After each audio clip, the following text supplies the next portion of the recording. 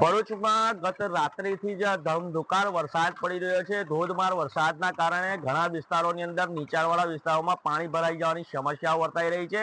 આપણે જે વિસ્તારની વાત કરીએ તો આ છે કે ચાર રસ્તા, કતોપર બજાર, કબૂતરખાના અને ગાંધી બજારને જે જોડતો રસ્તો છે તેની વાત કરીએ છીએ। અહીં 400 થી પણ વધારે વેપારીઓ પોતાની રોજગારી મેળવતા હોય છે, પરંતુ દર ચોમાસાની અંદર આ જે મુશ્કેલીનો સામનો કરે છે લોકો, પાણી ભરાઈ જાય છે અને કેટલાય કલાકો સુધી જે પાણી ભરાય છે તેના કારણે દુકાનો બંધ રાખવાનો વારો આવે છે।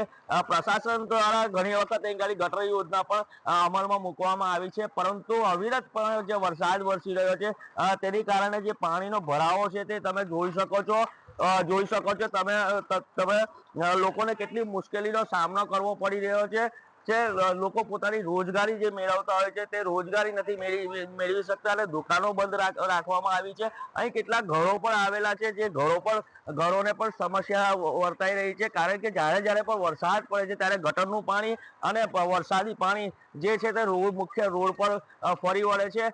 તમે જોઈ શકો છો, આ જે તમે દ્રશ્ય નિહાળી રહ્યા છો તે નીચાણવાળા વિસ્તાર, કતોપર બજાર, કબૂતરખાના, ગાંધી બજાર, ભટિયારવાડ સહિતનો જે વિસ્તાર છે તેનો છે, જેનો મુખ્ય માર્ગ છે જે જળબંબાકાર થઈ ચૂક્યો છે। વર્ષોથી આ સમસ્યા વર્તાઈ રહી છે, પરંતુ પ્રશાસન દ્વારા કોઈ પણ કાર્યવાહી કરવામાં આવી રહી નથી અને લોકોને મુશ્કેલીનો સામનો કરવો પડી રહ્યો છે। રાકેશ ચૌહાણ, કનેક્ટ ગુજરાત, સહયોગી વિરેન્દ્ર પાટીલ સાથે ભરૂચ।